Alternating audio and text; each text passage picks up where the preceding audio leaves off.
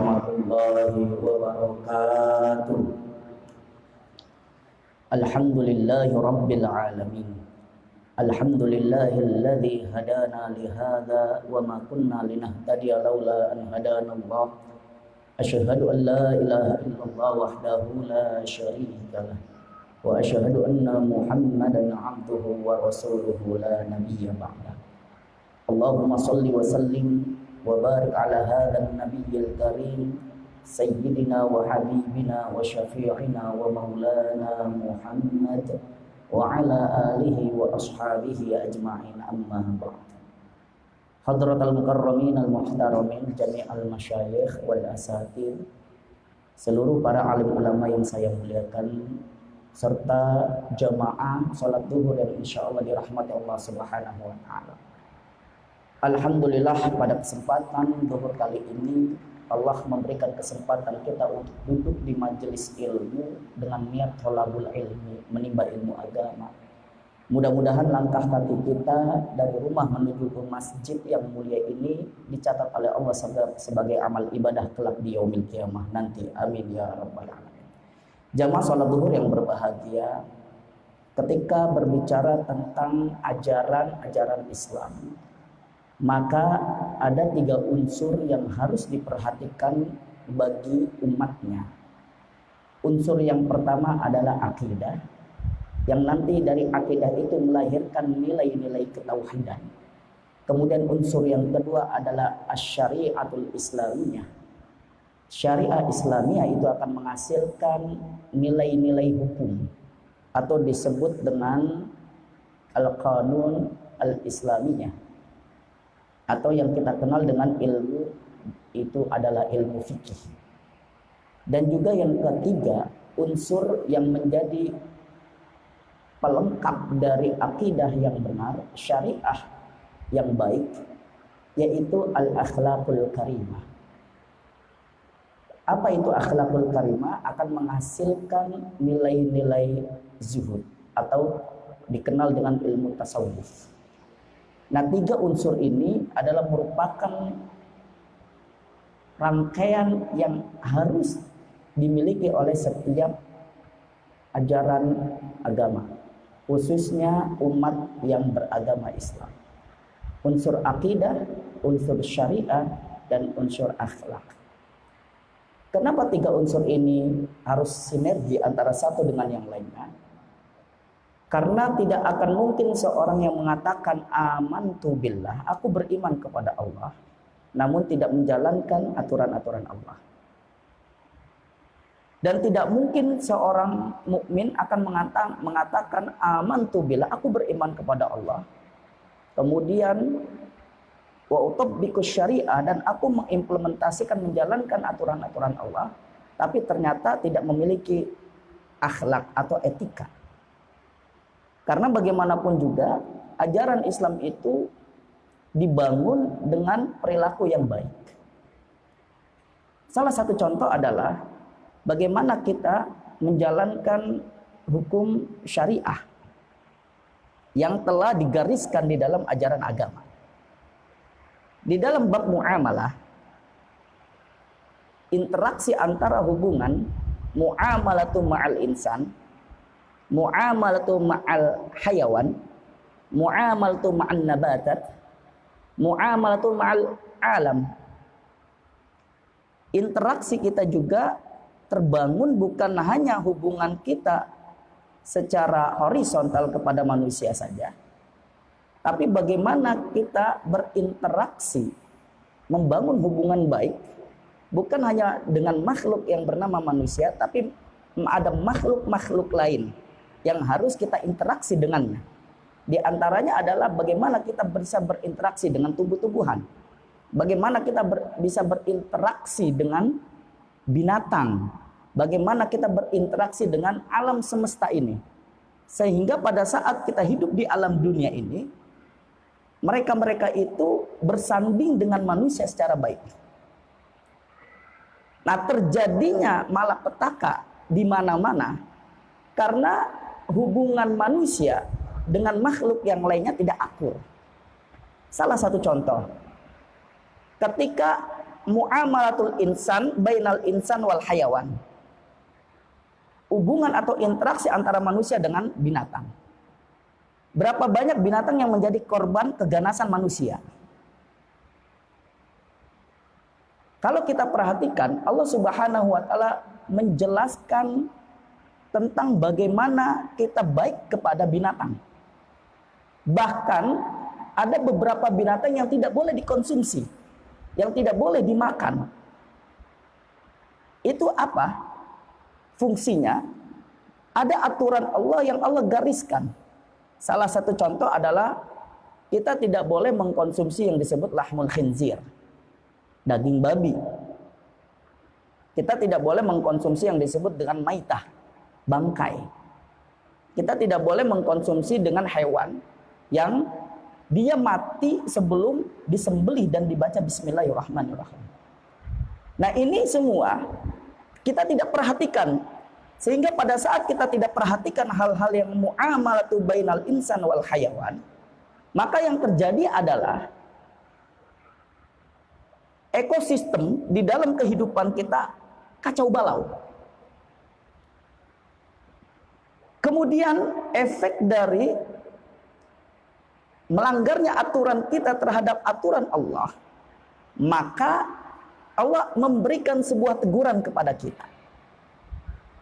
Tegurannya itu bisa dalam bentuk menggapai derajat kita supaya kita menjadi hamba Allah yang lebih beriman, atau teguran itu bisa menyebabkan kita jatuh kepada derajat yang paling rendah, asfalas safilin. Ketika kita perhatikan, Allah Subhanahu wa taala di dalam memberikan ujiannya.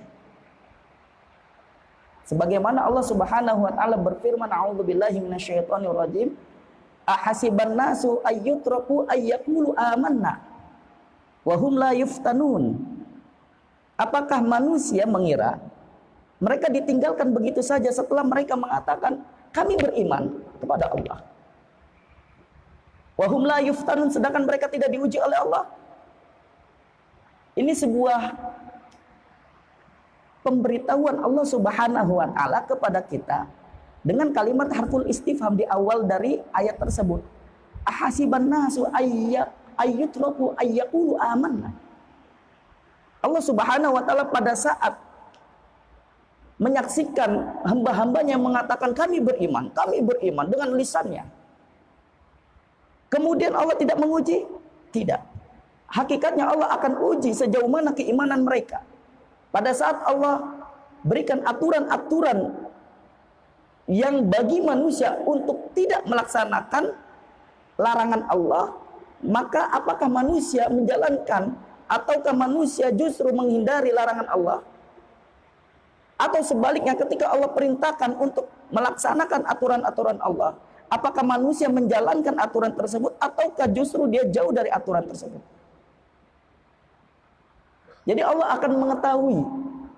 Nah, oleh karena itu, dalam muamalatu bainal insan wal hayawan, disinilah efek dari kesombongan manusia membuat kerusakan kehidupan selain makhluk yang bernama manusia dengan makhluk yang lain, maka terjadilah malapetaka, mara bahaya. Karena hukum itu akan selalu berputar. Asbabnya menghasilkan akibat. Pasti dari sebab menghasilkan akibat. Ketika manusia tidak mau tunduk atau taat kepada perintah Allah, maka akibatnya manusia akan merasakan. Nah, oleh karena itu, apa solusinya?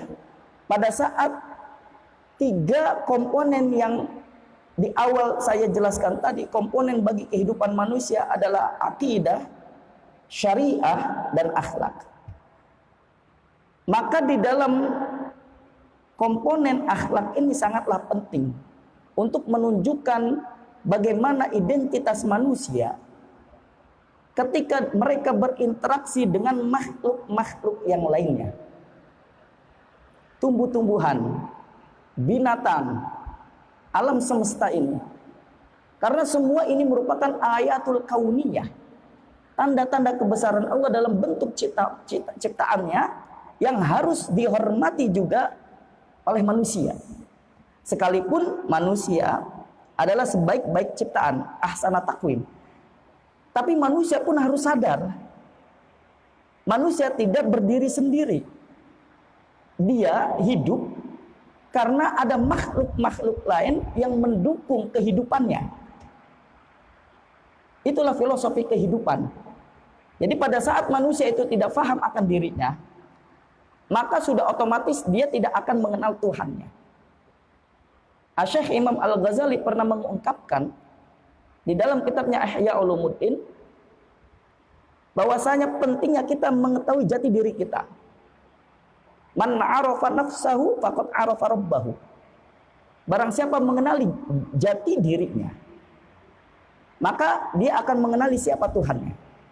Pada saat kita mengenali jati diri kita, kita ini adalah makhluk sosial yang tidak bisa hidup berdiri sendiri. Oleh karena itu, hargailah makhluk-makhluk lain dengan konsep tunjukkan perilaku kita. Perilaku yang disebut dengan akhlakul karimah. Karena perilaku itu ada dua sifat. Al-akhlakus sayyi'ah dan al-akhlakul karimah. Akhlakus sayyi'ah itu adalah perilaku-perilaku yang buruk.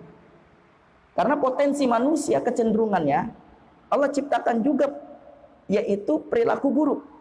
Sebagaimana Allah Subhanahu wa taala menjelaskan dalam surah Asy-Syams pada ayat yang ke-7 dan 8. A'udzu billahi minasyaitonir rajim.